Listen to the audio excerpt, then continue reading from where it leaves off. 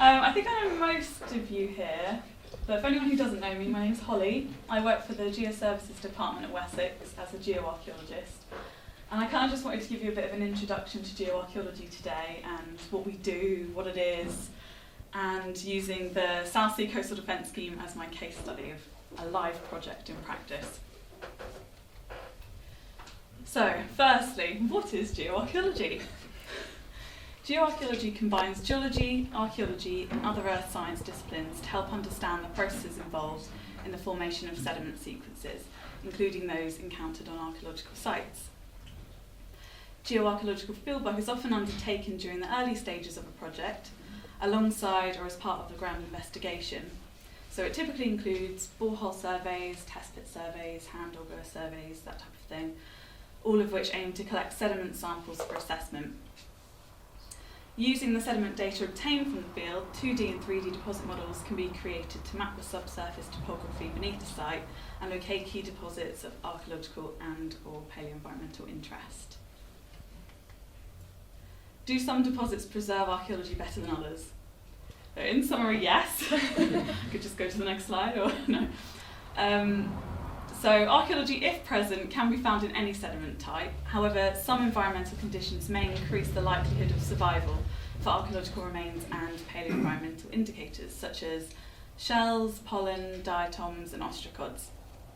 Waterlogged deposits such as peat and alluvium are great preservers. Typically anaerobic, these sediments act as a barrier, sealing the archaeology and protecting it from decay.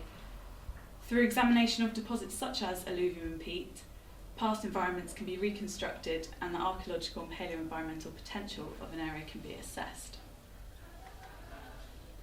All sediments tell a story about their depositional environment.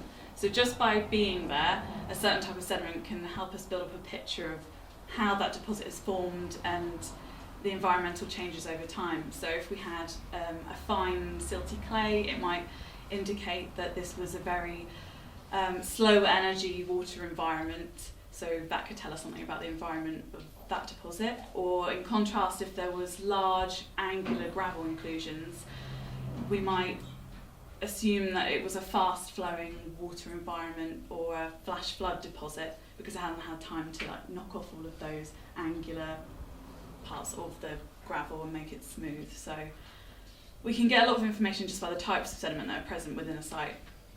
This talk aims to provide an introduction to geoarchaeology, exploring the various fieldwork and laboratory techniques used to reconstruct past environments, map subsurface sediments and locate key deposits of archaeological and or paleoenvironmental interest. So that's what I'm hoping to sum up today. Stages of work. Ideally, within a project, we would go through all of these different stages of work. However, in reality, it might only be a couple of these stages that would take place. So starting from the top one, desk-based assessment. Within this stage, we look at the site background, review any existing data, so whether this is client data, data from BGS, or anything that's known about the geology or archaeology within the area. The next stage would be field survey. So we might go out into the field and undertake those borehole surveys, hand auger surveys, test pitting, take the sediment samples back to the lab, interpret them and create deposit models and report on our findings. The next stage would be assessment and analysis. So looking at those sediment samples, we might subsample them and look in more detail really. So looking at pollen, diatoms, plant macrofossils, mollusks, ostracods, foraminifera, and radiocarbon dating where appropriate. The final stage would be publication. So this might be a note in a local journal or a larger publication, depending on the significance of the archaeological work. I'm going to look at the field survey element. This is pretty much what a large chunk of my job includes. So I'm going to be looking at the field work, lab work, interpretation and deposit modelling included within this stage. So first of all, field work. There are lots of different types of field work. Borehole surveys are one of them. They're carried out to understand the sediments beneath the site, and they extract borehole cores individually 1 metre in length using a drilling rig to obtain in situ deposits at depth beneath the ground. So the example I like to give is if you think of like an apple corer, because most people won't have seen a drilling rig in practice, but most people may have cored an apple. So if you core through the apple and you extract the central core within it, you can see all the pips and all of the apple stratigraphy in situ as it would have been in the apple. So it's the same principle but just with boreholes. So it enables us to look at these deeply buried deposits and can often be carried out at the early stage of a project alongside or as part of site investigation works. Studying these sediments, an idea of how the sediments built up over time can be formed, helping identify any layers, features or areas which might be archaeologically significant. The core samples also collect material which can later be subsampled for micro and macro fossils to help with past environment reconstruction. You might recognise some of these people here. We've got Dave, Nikki and Richard all carrying out a hand auger survey. Hand auger surveys are used in landscapes made up of soft sediments where drilling is not possible. This is typically marshy, estuarine or intertidal locations. If you think you've got to physically push the hand auger through these sediments, they've got to be soft for us to be able to get the sediments. Using a gouge auger, rapid samples can be collected, providing subsurface geoarchaeological data, helping to identify and map any layers, features or areas which might be archaeologically significant.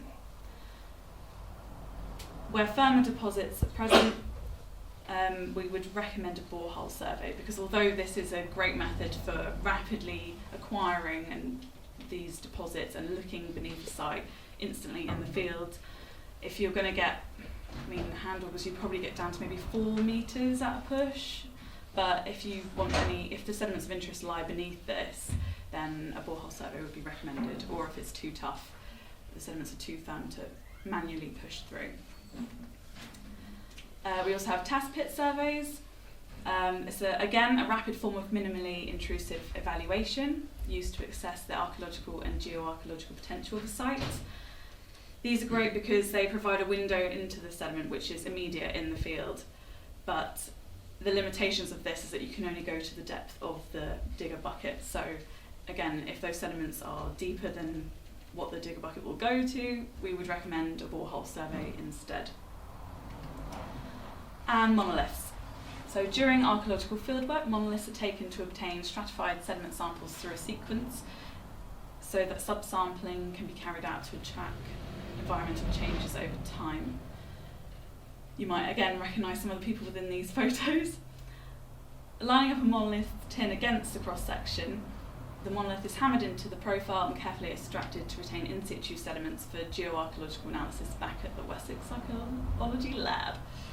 So we'll carry out monoliths in the field as well. If you can get a geoarchaeologist out onto site, it's always better than looking at the deposits back in the lab, because it's always better when you can see it in section what's going on rather than just a very small bit of sediment.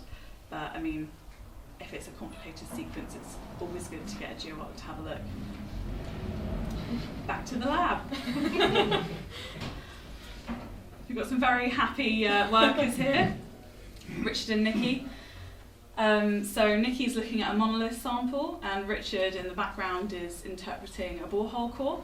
So although these are different types of sediment sample, they'd be looking at them in the same way. So they're looking at the colour of the sediments, what sediments are present, is it silt, sand, clay, gravel, what are the boundaries between the sediments like? Is it a very sharp boundary indicating a rapid change in environment, or is it a gradual boundary that's built up over time?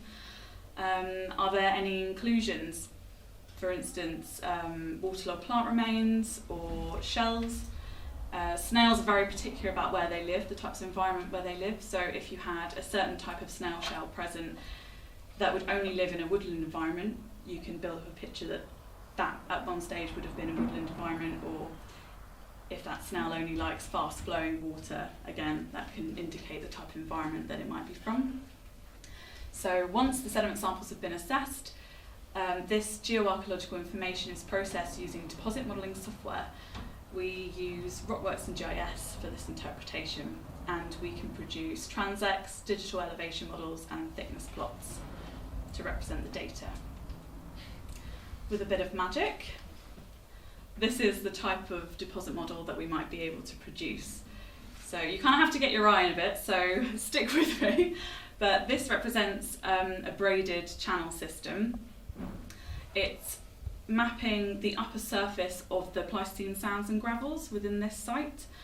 So it's based on all of the black dots within the site boundary and surrounding the site boundary are all of the borehole points from the client data and BGS. Using that information, Rockworks processes it, so it joins together data points of the same elevation within a coloured contour area. So in this you can see towards the west and east of the site you've got two big green stretches of the sands and gravels, which is the shallowest deposits of sands and gravels, between 2.7 and 3.5 metres OD. So the areas here would be raised gravel areas along the river channel, so the channel edge, and then within the central part of the channel you've got raised gravel islands.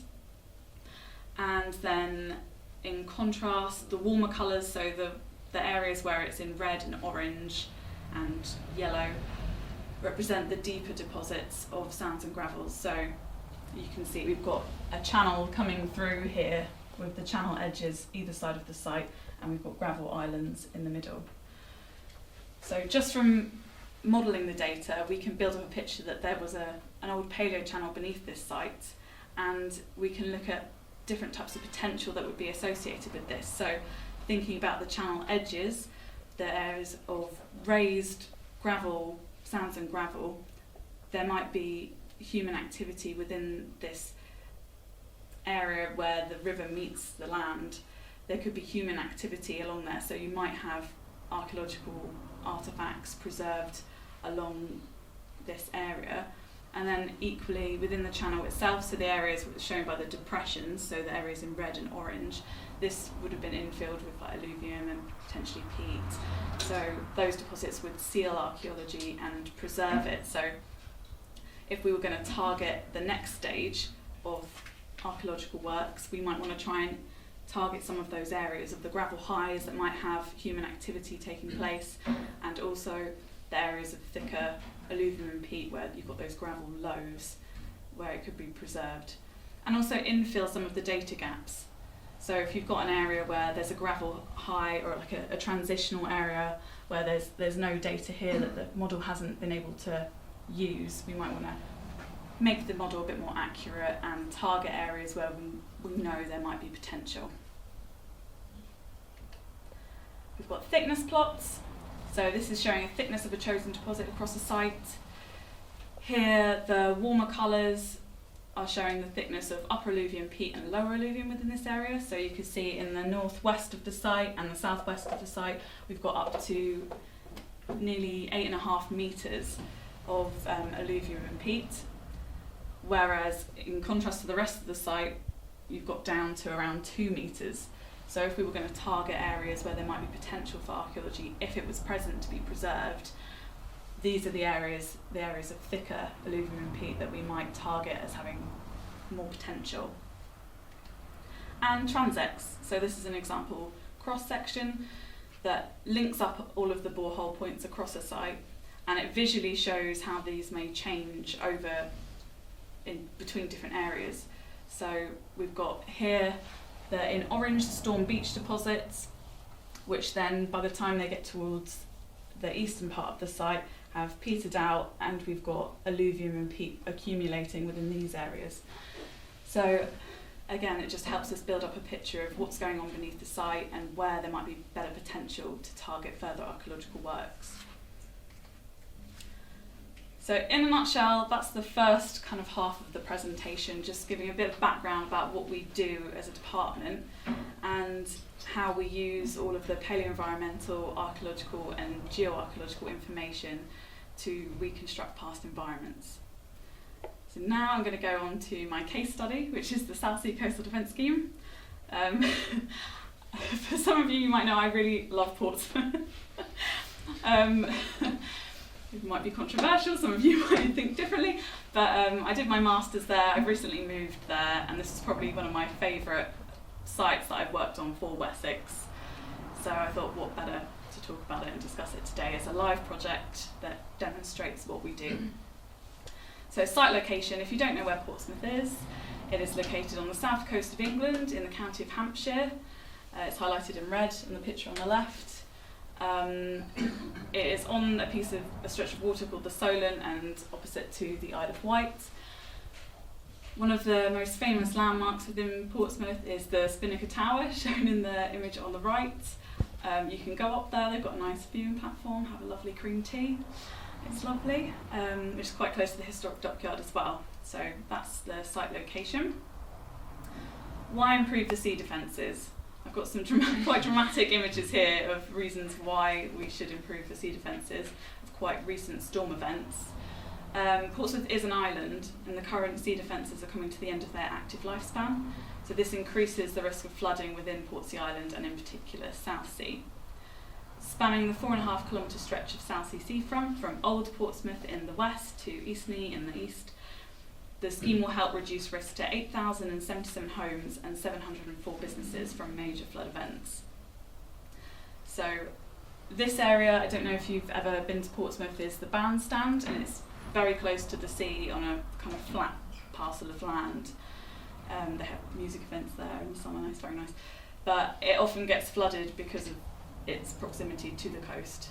And these are some of the images just close to the bandstand to show the current sea defences and how high the sea actually gets over. It's quite easy to see how it floods into this area. I thought it might be nice to show some flood zone predictions if the coastal defences are not improved. So the image on the left shows the flood zones from 2009 with the current sea defences. And the image on the left shows if those flood defences are not improved and they're just kept as they are, the predicted flood zones and areas of risk, and my house would be flooded. So that's the end. Thanks for listening, and if you have any questions, please be kind.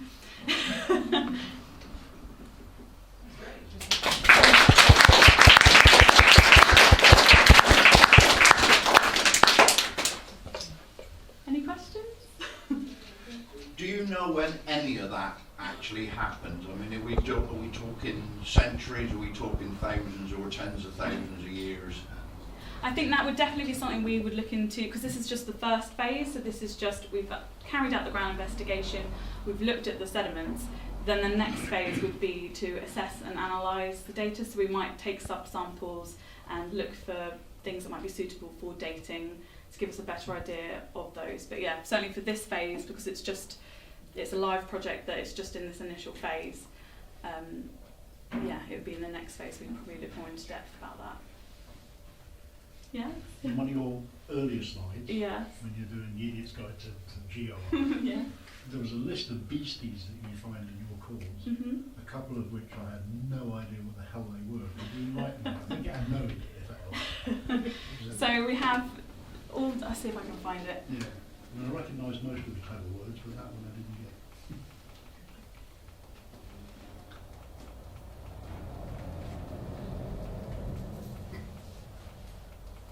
It's right back at the beginning.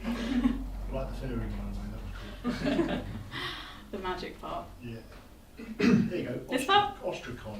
Bloody hell, is it not? Yeah, so we find all of these different mollusks, ostracods, foraminifera.